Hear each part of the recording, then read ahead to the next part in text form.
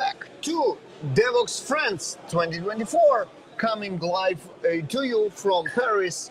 And my next guest is Anaïs Huet. Welcome. Thank you very much. And you know what? It's not every day.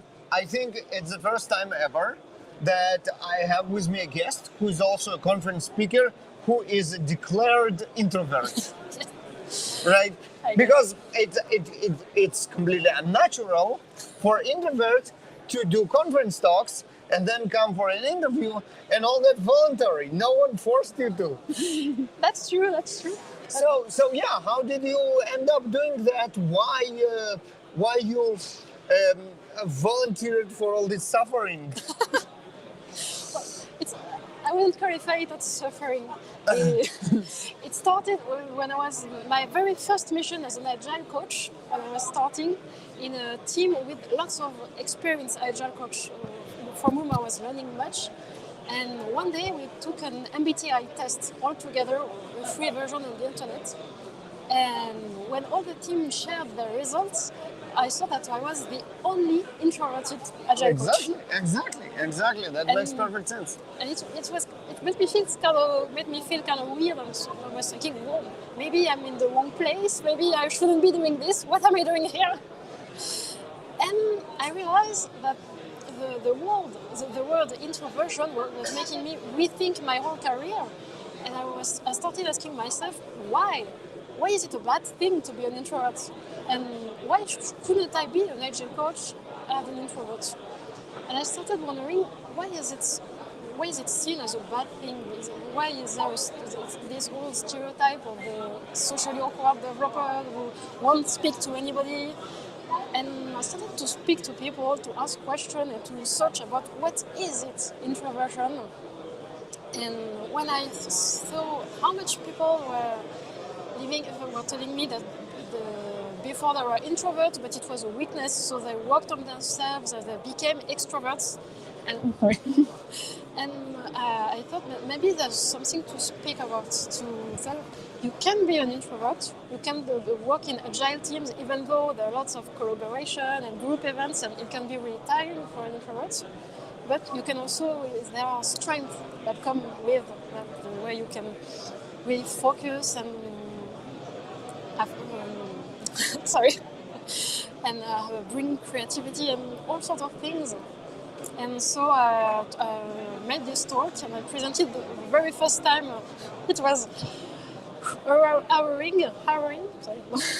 Yeah, no, that's scary. That was scary. The very first time I did this talk, the next day I slept for 12 hours straight. And then there were so much people that came to see me and tell me I didn't realize actually I was an introvert. I always thought I was an extrovert because I like to speak to people, but in fact, since introversion is more about not really shyness or being socially awkward, but more like the energy. Like you get back your energy when you're alone, whereas as an extrovert, where you get energy by all these social interactions. And it's not all about shyness. But I guess it's more easy to be shy when you're kind of on your comfort zone, when you're alone. So here is I'm my thinking about it. It's a controversial take, not by the book. I think that the thing that introvert and extrovert, it's a scale. Yes. And there is no like a Boolean switch, this or that. Instead, it's just as you said, how do you refill your energy? Mm-hmm. And also how much social fuel do you have? Yes.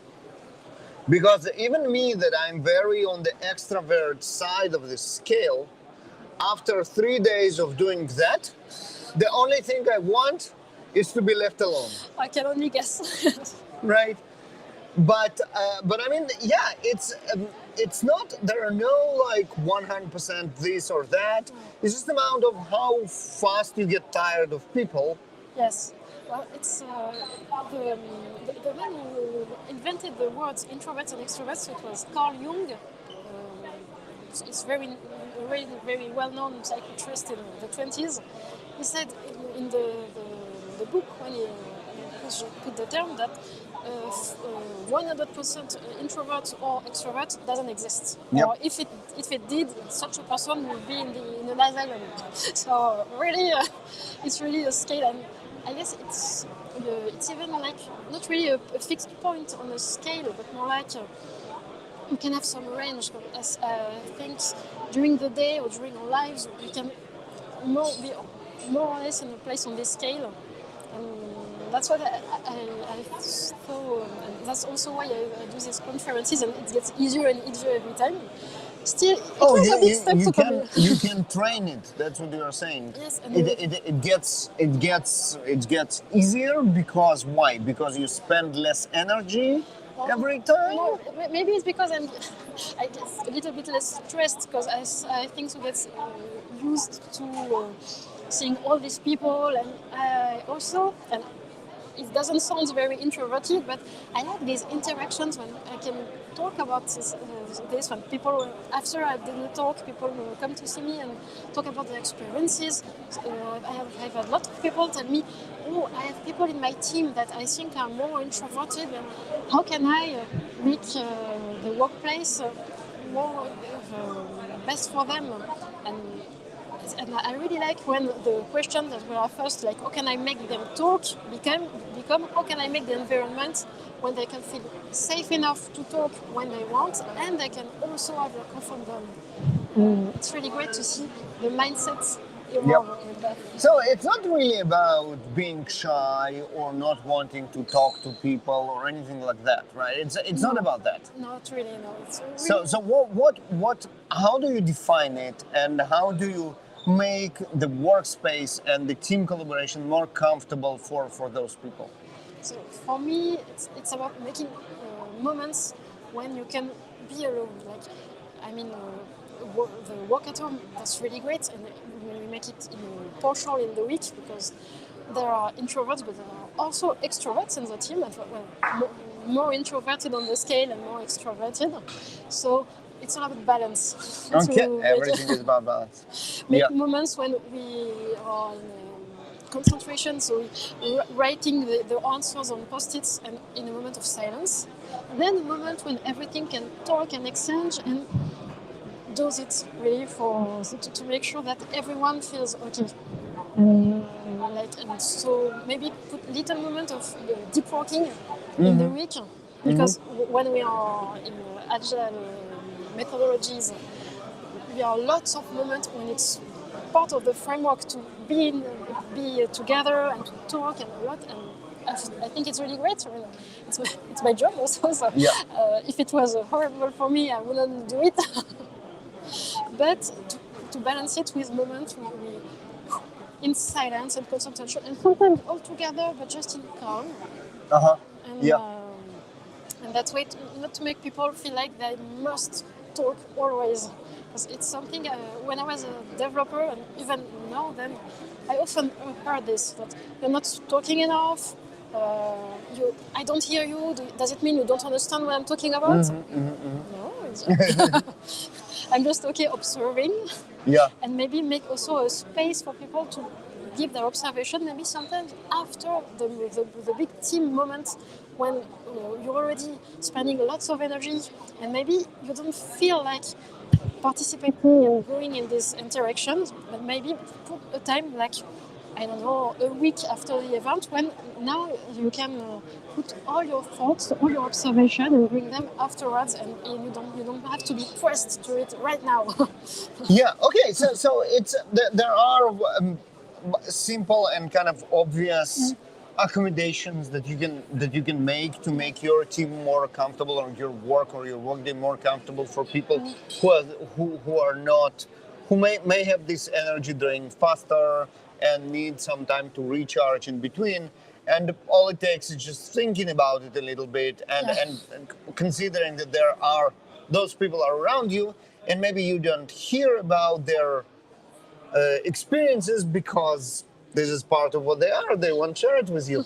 And there's also one thing I noticed. Sometimes it's all about the perception.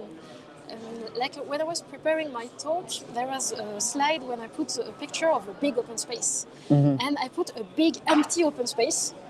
And when I showed it to my team leader, who is an agile coach and more on the extroverted side of the spectrum, the scales, and he told me, "Oh, that's not a good picture. I find it's empty." And me as an extrovert, I find this stressful. An empty open space. All the people. Yeah. And it made me think that, so for me, I went straight to the empty open space because that was what I found nice about the open space.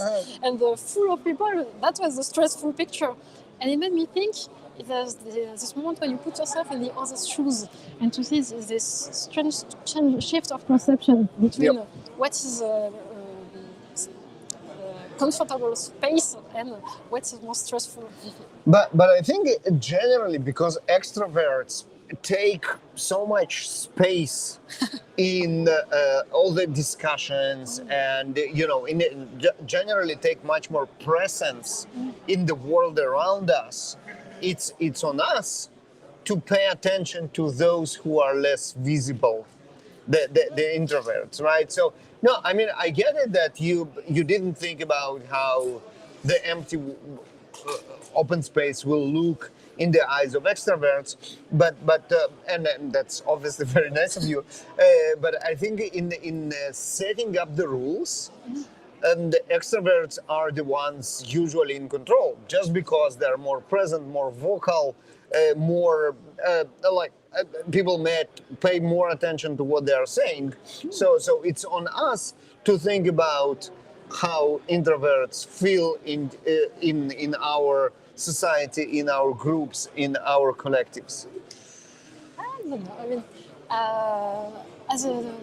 know that I'm an agile coach introvert, when it's me that's setting the rules, that I'm an introvert, and it's then on me to and I think it can be very far from the two. I don't like to say the two sides because we're all a little bit of both. Yes. At least a little bit of. Yeah. But it's I see many managers and coaches, many people who have these rules when it's really in a leading position are more easily in the extrovert side, but not all. I see lots of managers that are introverts and who often say things like, "I need to work on my introversion. I need to be more of an extrovert." And no, don't need to. You've got all those strengths. You've got to read this, and they also will be setting these rules in these meetings, and then sorry, and there also be. I don't think it's only I don't think it's on the extroverts to really put the introverts at ease. It's more about everyone communicating and maybe helping people shifting their perceptions to. Yep. I've got an agile coach I know that it's more of an extrovert who, after seeing my talk and we were really speaking together, she told me that she really changed the way that she was doing all the meetings and workshops, and she also talked to me more about how it's like as an extrovert, and so I was able to change the way I do things, because for me silence was really comfortable, so I didn't think that long periods of silence in workshops would be putting some people maybe ill at ease. So it was really an exchange on also. And I guess that's the key, right? The key is communication, is not only talking to each other but listening to each other. Yes. And this is how we can make everything better for everybody. Anaïs, thank you very much. That was fascinating. Thank you. Very, very interesting. And I really encourage everybody to find Anaïs' talk online if you didn't hear it, and make sure that you actually watch it. And with that, I will see you right after that. Our next guest is already here lining up. So see you really, really short. Thank you and bye-bye.